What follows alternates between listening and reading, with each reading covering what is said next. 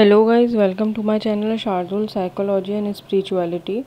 तो आज हम बात करेंगे सूचना कॉर्नर के बारे में, जिसको इन्फॉर्मेशन कॉर्नर बोलते हैं। तो इन्फॉर्मेशन कॉर्नर में क्या क्या चीज़ें रहती हैं, कैसे उसको लिखा जाता है, कैसे रिपोर्ट तैयार की जाती है, उसको हम आज देखेंगे।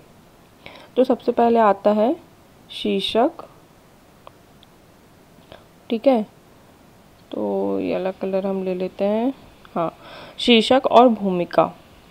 उसमें क्या लिखते हैं शीर्षक में? सूचना कॉर्नर की स्थापना, मनोविज्ञान और परामर्श परिक्षेप्य। ठीक है, इसमें हमने ऐसे हेडिंग डाल देंगे। फिर हम लिखेंगे भूमिका में। सूचना कॉर्नर यानी कि इन्फॉर्मेशन कॉर्नर एक ऐसा जागरूकता केंद्र होता है जहाँ पे मानसिक स्वास्थ्य, आत्म सहायता है ना, सेल्फ हेल्प, तनाव प्रबंधन और परामर्श संबंधी जानकारियाँ सरल और आकर्षक रूप में उपलब्ध कराई जाती हैं। ये स्थान शैक्षणिक संस्थान, परामर्श केंद्र, अस्पताल, सामुदायिक केंद्र में स्थापित किया जाता है ताकि व्यक्ति स्वयं को जागरूक कर पाए और ज़रूरत पड़ने पर मदद ले पाए। इस रिपोर्ट का उद्देश्य जो रहता है, क्या रहता है? मनोविज्ञान और परामर्श के दृष्टिकोण से सूचना कॉर्नर की योजना, संरचना, कार्यप्रणाली और प्रभाव को समझाना होता है। ठीक है, अभी अगले पेज में हम क्या लिखेंगे? सूचना कॉर्नर की आवश्यकता क्यों होती है और इसके उद्देश्य क्या हैं। तो सूचना कॉर्नर के जो प्रमुख उद्देश्य हैं वो है मानसिक स्वास्थ्य के प्रति जागरूकता को बढ़ाना, लोगों को आत्मनिरीक्षण और आत्म सहायता की दिशा में प्रेरित करना। तीसरा है परामर्श सेवाओं की जानकारी देना। फिर है मानसिक समस्याओं के प्रति सामाजिक कलंक को कम करना। और फिफ्थ है शिक्षा के साथ साथ भावनात्मक विकास को भी महत्व देना।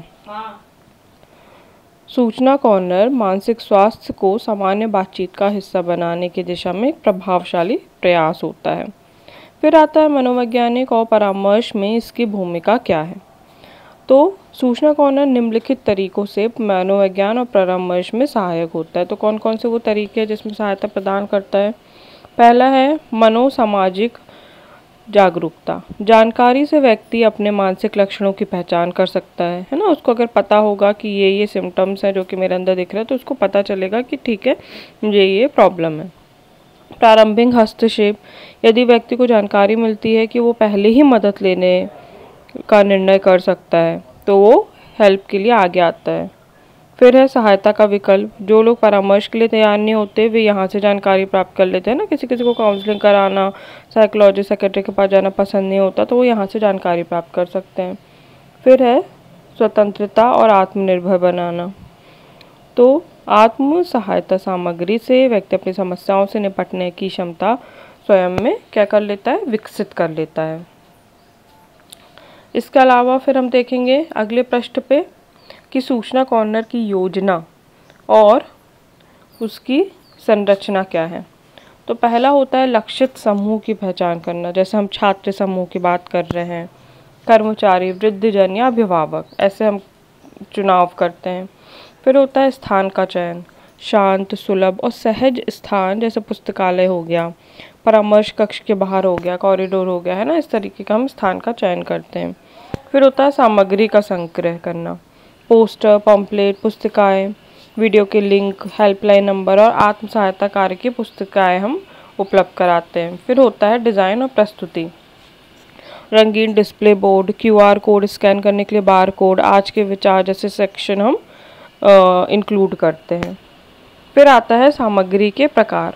सूचना कॉर्नर में कौन कौन सी सामग्री प्रदर्शित की जा सकती है? पहला है मानसिक स्वास्थ्य से संबंधित पर्चे, है ना। तनाव हो गया, चिंता, अवसाद, आत्मसम्मान, इन सब से रिलेटेड चीज़ों के पर्चे बनाकर हम उसको इंक्लूड करते हैं। फिर हो गया सकारात्मक सोच और मोटिवेशनल उद्धरण, है ना। मोटिवेशनल कोट्स हो गए या कुछ पोएम्स हो गई या कुछ कहानियाँ हो गई। फिर होता है स्व सहायता यंत्र, सांस लेने की तकनीक, जर्नलिंग गाइड। फिर होता है काउंसलर से संपर्क करने की जानकारी। जैसे किसी को लगता है कि अब उसको हेल्प की ज़रूरत है, तो काउंसलर के साथ में संपर्क कर सकता है। फिर आती है साप्ताहिक गतिविधियाँ।